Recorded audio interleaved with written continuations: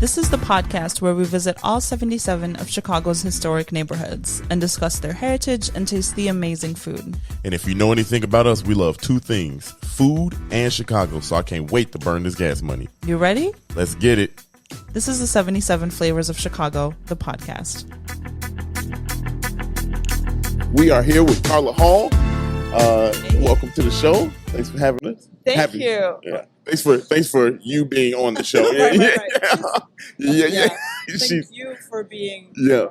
Yeah. Yeah. There we go. No, it's amazing. It's such a pleasure meeting you all. Yes, I'm Carla Hall.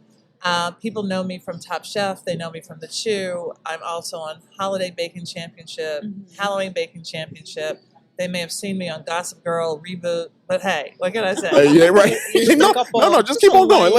You may have heard me on some cartoons, Lion Guard, cookbooks. I have 3 cookbooks and 1 children's book. And I have a podcast called Say Yes. Okay. And that ended, but you can still hear it. Yeah. And I'm still saying yes to things. I say yes to things that scare me because there's a lesson to be learned there. Is that how you came about this where we are today? Yes. So we're at Cooper's Hawk in Esquire, downtown Chicago, on Oak Street, 58 Oak Street. For those of you who don't know. Yeah. If you don't know about Oak Street and you're from Chicago, give me the card. Give me the card. Drop your Chicago card. Yeah. Just drop it off. Yes, it was something that I was very much afraid of, and it's because when you are working with other people who are doing your food. I've had a failed restaurant, so I can do badly by myself. I don't really need any help failing. Right. I like to fail on my own. Right. I don't need an escort to the failure column. Right this way, losers over here. Right. Okay, let's go. Yeah. But so many people have wondered what my food would taste like from Top Chef, from The Chew, from other things that I've done. And so I'm putting myself out here to make sure that it is the food that I want it to be. Right. I am okay if somebody doesn't like the food that I want to present. But if it isn't the food that I would have made, that's a totally different story. Right. We were just talking about that off air, that our authenticity of this podcast is who we are. And that doesn't go away. And like we've been able to, fortunately enough to have these opportunities and just still be us, you know what I mean, and not lose any bit of you. Yeah. And we'll get to the food, because I could tell you put all kind of elbows and toes and whatever you need. We'll talk about it. Ears. Yeah, ears. There it is. I just feel like it takes a lot of trust to kind of like surrender that I love to cook, and I think some of my love for food comes from control. Yes. And so I love to like perfect a recipe, and I feel like I don't know if I would ever be able to have that kind of like comfort with who I am to be able I trust you to do this. No, and I get that. And I have been through phases of that. When I went on Top Chef, I had a catering company. I had to leave my company in the hands of the employees for a month and a half. Yeah. So that was the first time. And I'm like, yep, if you mess up, you mess up. Right. Maybe we'll get that customer back later we want. I mean, we won't, And then I had a restaurant where you can't be there 24/7. And so you learn to have really great recipes and people and, somebody to manage that. And so it was scary. And I am so blown away by the crew here. But also I knew that I had to tell the stories behind the dish. Yep. Right. Because so often you may know the dish, but if you don't know the backstory for the dish, you don't know the dish. Right. And why it's important for me to do, the cracked shrimp, why it's important to do my biscuits a particular way. And so I made sure that we talked through the stories. Yes. Yep. I was actually just going to say that I think you're a great teacher through your cookbook.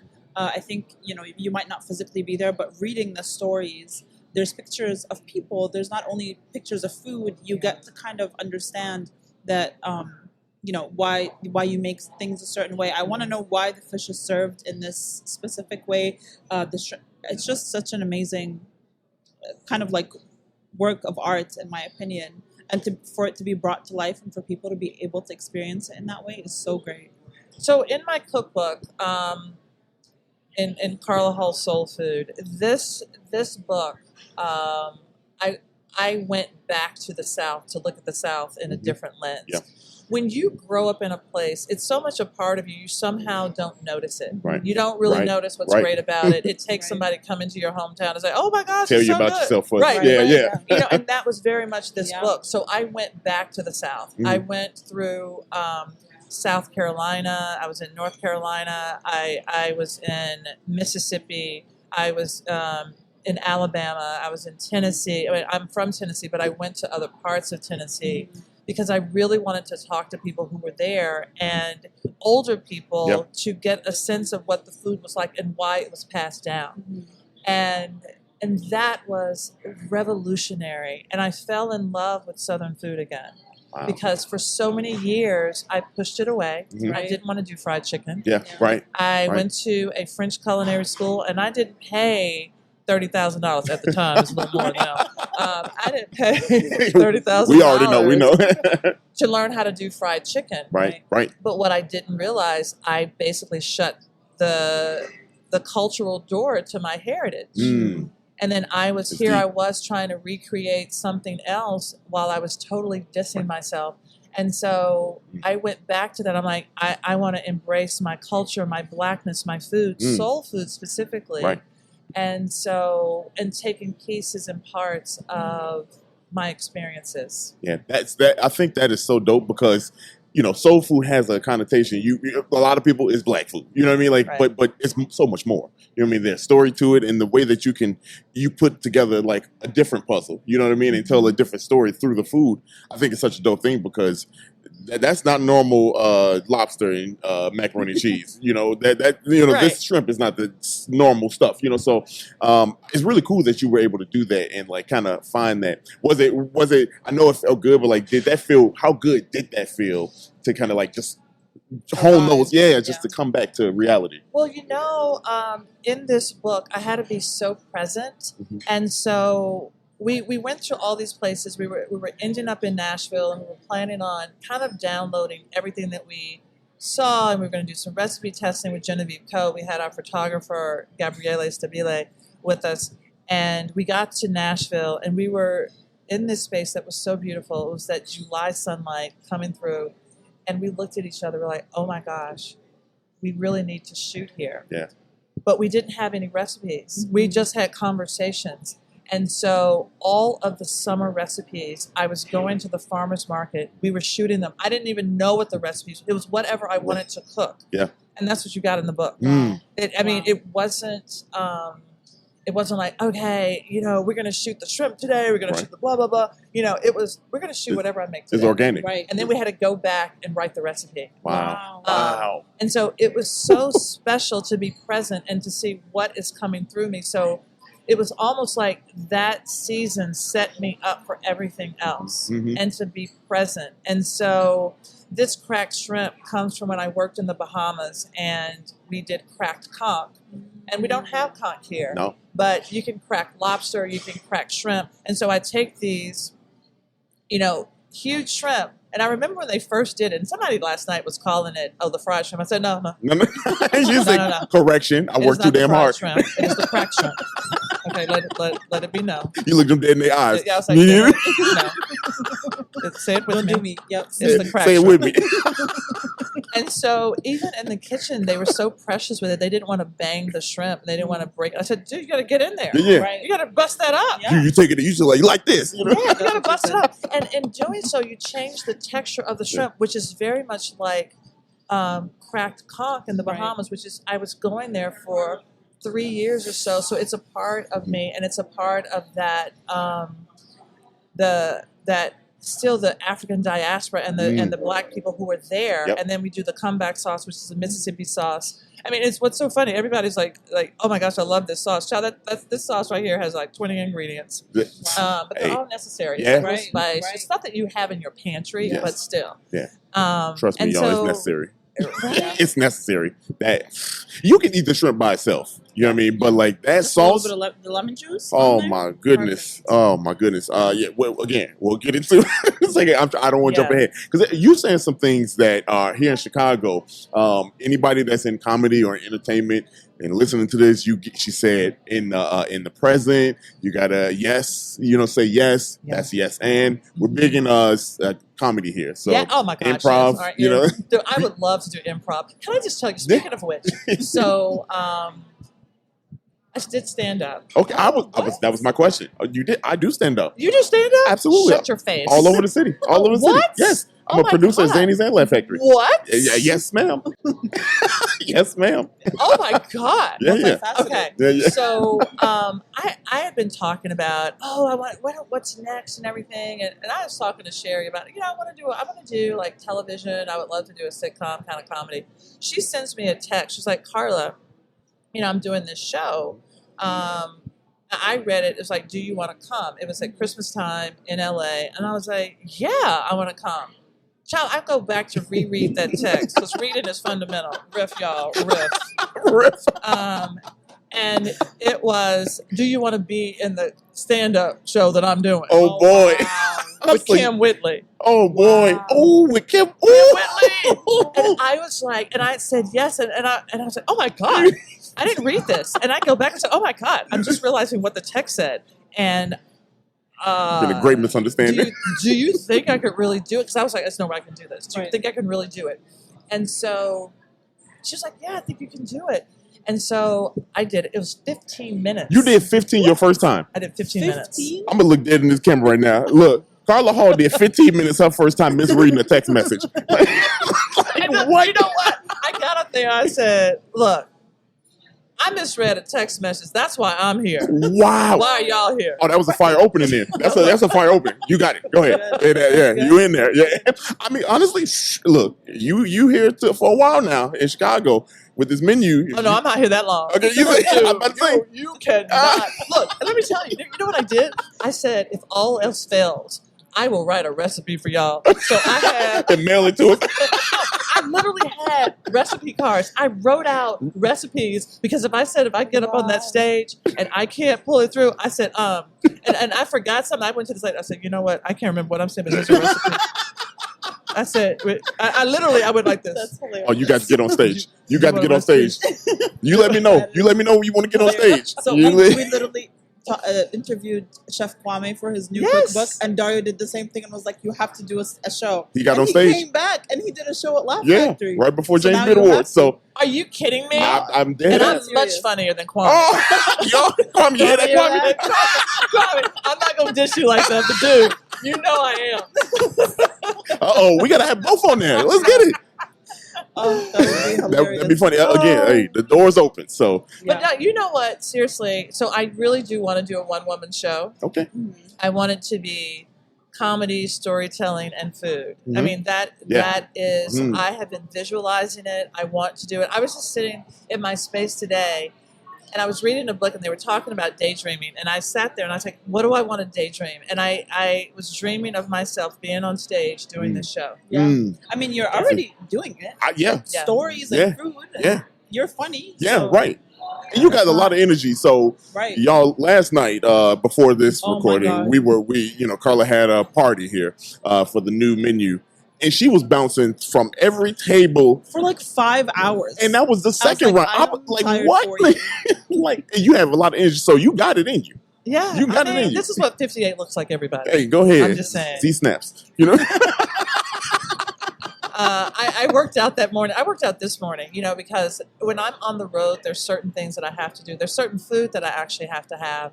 And a lot of times people will send me to a place and they're like, oh, where are you going to go and eat? And it's this. And so that's why I have lighter dishes on the menu. Right. Yeah. Because I think, what would I want to eat if I was only here in town? That's smart. Yeah. That is so smart. I was going to say, how did you narrow down hundreds of recipes? Wow. Well, I wanted to look at celebration soul food and everyday soul food. Okay. And I had somebody come in and say, "Oh, you have this very simple, some really simple dishes." I'm like, "But that's how I would eat." Right. The black eyed pea hummus. And I know we'll talk about the food, but that's something that I would eat, but I want to take the black-eyed pea out of January and doing Hopping John. Yeah. I'm just telling you, you should be using this bean or pea throughout the year. So I'm Arab, but I've made hummus my whole life. I've never thought to make with black-eyed peas. Black-eyed pea hummus ever. Like I've made beet hummus. I've made We go crazy on black-eyed peas. Yeah. Oh, it's January. You right? Yeah, January. January. New Year. Yeah. Oh my goodness, y'all! You funny, like for you, like you funny. So let's talk about the food. Yeah. Let's talk about. So y'all, we are on the Gold Coast. If we haven't put that together, we're on the Gold Coast. We are here in Esquire by Cooper's Hawk. The most expensive. Yeah, right. And the most expensive seat in the street. Yeah. So just a quick notes about Esquire here. So this was a former theater, also. Right. So former theater, 23,000 square feet. There are 3,000 different wine bottles. Now, if you're ever familiar with Cooper's Hawk has Cooper Hawk wine, but this has wine from all over the world. We're not here for that, but this place is dope, is what I'm trying to tell you. Yeah. And Carla has her menu as part of a Celebrity Chef series here, and it goes through October 2nd. October 2nd. And first of all, y'all got to get down here, but we're going to talk about the food now. I've been putting it off, but I'm ready. I'm ready to talk now. What do you want to start with? Shoot, Carla, you talk. You take us through this. Well, I talked about the cracked shrimp. Mm-hmm. So, but I want to start with the black-eyed pea hummus. Yeah. Mm-hmm. So I knew that I wanted to do. I love black-eyed peas, and so it's the black-eyed pea hummus, and then on top they are confit black-eyed peas. So we take. Ask Daria what confit. Okay, so slow and low. So you're cooking something very in fat. Yes. So you take these black-eyed peas that are cooked, and then you put them in fat, and it's seasoned fat. So you have garlic cloves, you have thyme, you have chili flakes, and then you cook them until they are even more tender. And in the oil, you can actually use to cook with. You can make salad dressings. You can do other things with. And so we put those peas on top, and then it's served with vegetables, so peppers and endive. But next to it, there are my biscuit crackers. And I don't want anybody to try to make these without the name Carla Hall in front of it. Okay, Carla Hall's Stacey's biscuit pita crackers. chips. Yeah. These are Carla's biscuit crackers. Okay. Let 'em know. I have visualized myself on the end cap at Costco. Let's go. I have taken a picture of myself, and to put on my vision board, I've crossed out Stacey's pita chips and put Carla's biscuit crackers on the picture. Go ahead. So Go ahead. we're all here in my vision board. Photoshopping out here. I love it. I'm with it. saying. I got that energy. So this was a leftover biscuit that we used to have in the restaurant, and we would cut them down. Okay. And then toast them, and they can be sweet or savory. You can change the spices, and it's just such a great little cracker. It's a great reuse. Yeah, That's a great reuse. Yeah. Dude. But is that the same biscuit? Yeah. Oh wow. Oh, so it's from this biscuit It's right a here. biscuit cracker. Oh, okay. Yeah. I got it. I get Carla's. Like, do you want me to Carla say Hall's You want me to say biscuit cracker. Look, I was talking to somebody last night, and I said, "Did you have the biscuit?" She said, "Oh my God, I love the black eyed pea biscuit hummus." fine. I said, "Did you have the biscuit cracker?" She's like, "Wait, what?" I said, "The little bread, little cracker thing." She said, "Oh no, I didn't eat that." I said, "Why not?" It came with it. I told you, Carla was pulling up on people at the table. She was I sat down at her table in my own chair force fed her. to ask her why did that go back to the kitchen. So anyway, so now she knows. So Now she knows. yeah, you know. I like. So the snapper, Mm-hmm. I have to tell you, one, it is deboned, a whole snapper, and it is just so beautiful. I wasn't going to do catfish, but I really wanted to do a fish, again, thinking about vegetarians, pescatarians, and you have the barbecue spice roasted carrots, Okay. and then you have popped sorghum. How fun is the popped sorghum? Yeah, I don't know what that is. Okay, do you know popcorn? I do. Okay, you know sorghum. Mm-mm.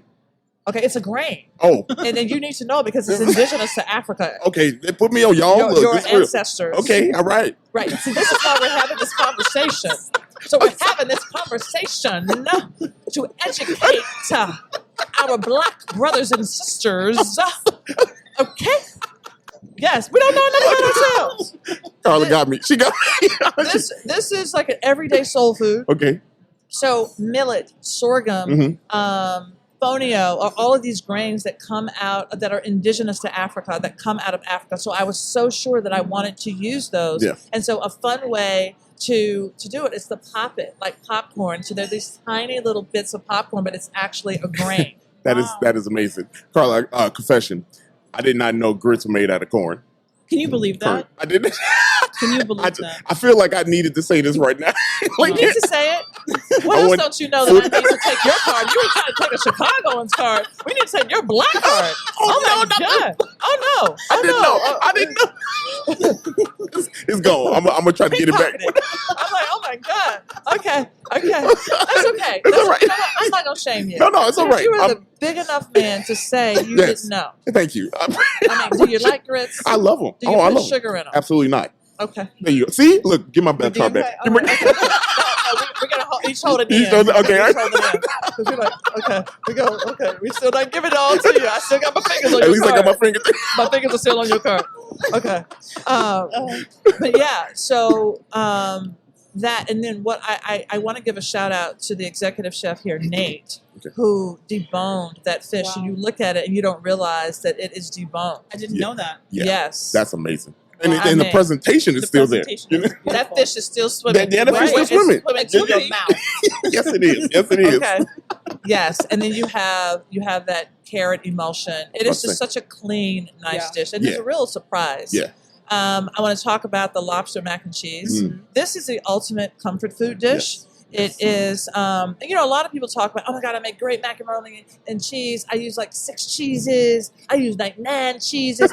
I use 1 cheese. 1 cheese. That's I use it. 1 cheese, and I know how to use the 1 cheese well. Okay. So what's the 1 cheese? The 1 cheese is an extra sharp cheddar. Okay. And I double down with mustard powder because it pops the sharpness of the cheese. Okay. And then, so we make a cheese sauce. And then we take the lobster shells, make a stock, reduce that, and fold that into the sauce. Okay. So the lobster goes all the way through.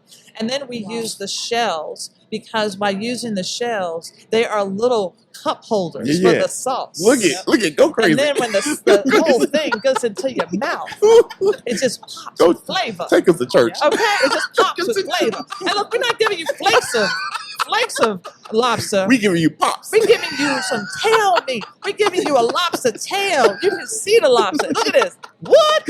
And then we got some claw meat.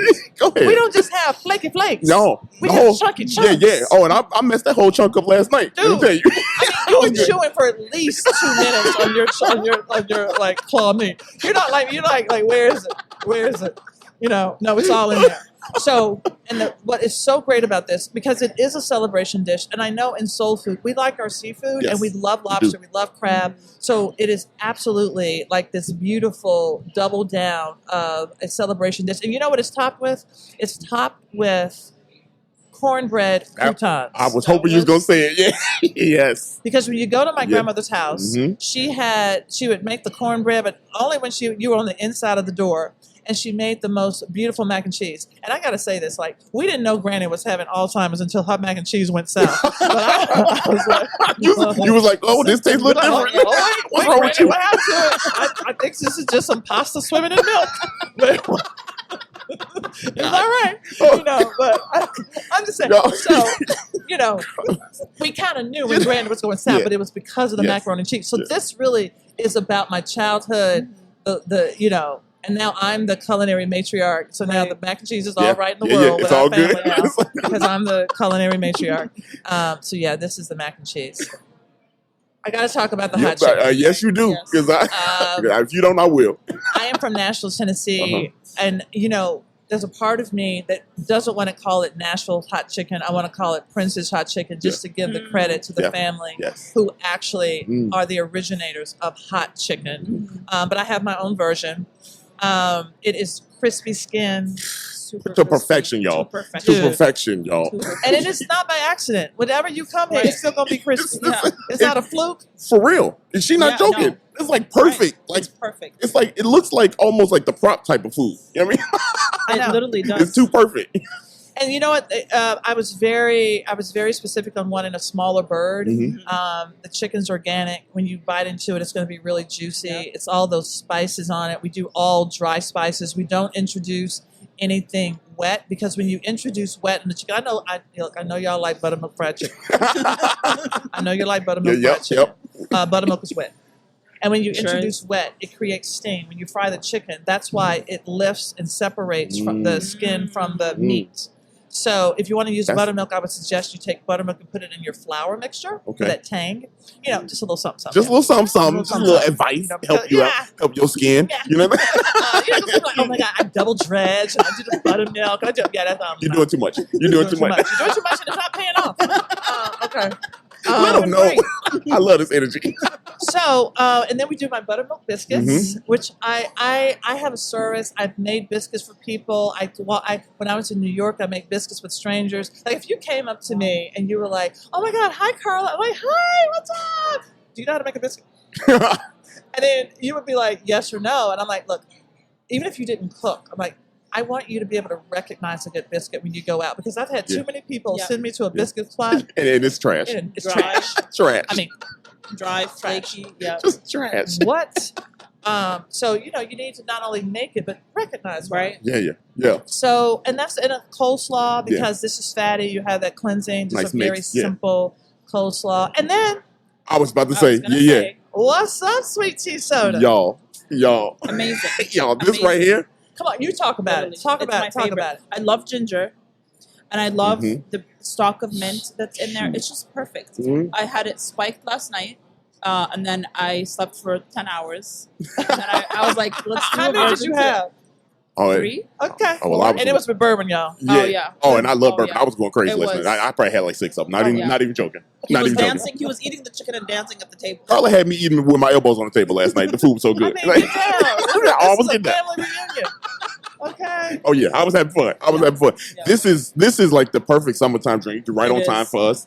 Man, first of all, y'all, tonight, by the time y'all hear this, it's over. But this is your, you're late. No, this is your opening night. It's the opening night. I'm really excited for fans to come and have the menu for the first time. Last night was media night, and it is just be super fun to talk to people. Yeah. I love talking to people about my food and about the stories behind it, and I'm excited. And you're just so nice. You're so nice, incredibly Honestly, nice. I was telling her before. I was like, the number one question we got was, "Is Chef Carla as nice in person as she is on TV?" And I'm like, nicer.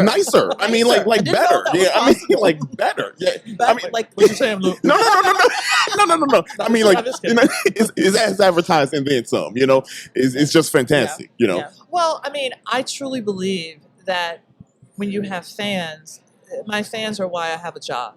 Yes. I am grateful. I don't get it twisted. I know that it can be taken away at any moment. And so in the moment, I am very grateful. I'm also grateful that I have this expression here at Cooper's Hawk, that the chefs have done such an amazing job in understanding my essence. Right. Yep. And I went back to talk to them yesterday just to say thank you, because it was so freaking busy. Yeah. It was. Yes. And they were humping in the kitchen. They were going crazy. And I just said, I just want to thank you all. You're doing an amazing job. And a couple of them said, this food is so fun to make. Yeah. It looks fun. I mean, it's fun to eat. It's very, very fun to eat, y'all. But I can imagine that. And you being your personality, I mean, it shines through. It really does. It really does. Everything is colorful. Y'all, you going through when?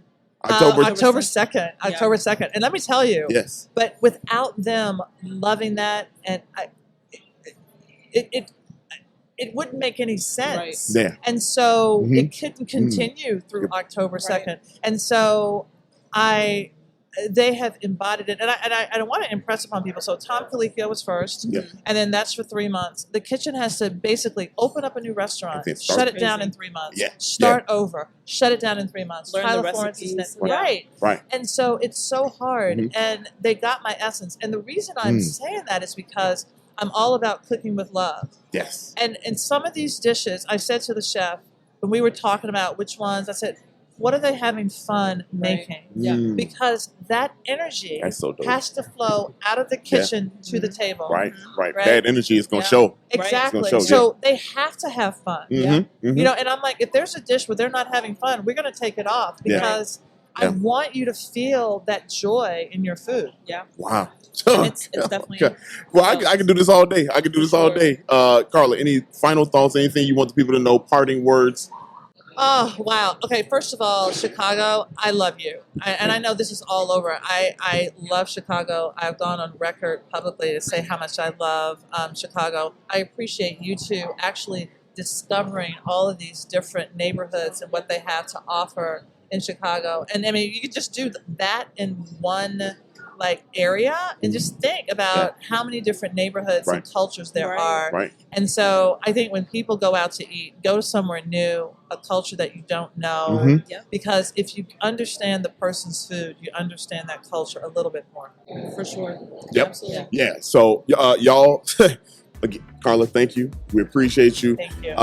Y'all come out here for real. Come out here through October 2nd. Yes. Get you some food. Get the biscuit. Get the biscuit cracker. The Carla's biscuit. Okay. Carla's biscuit crackers in capped.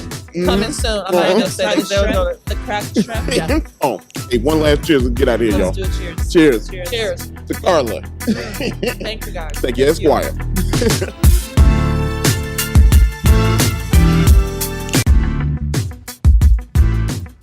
Thank you so much for listening to this episode of 77 Flavors of Chicago.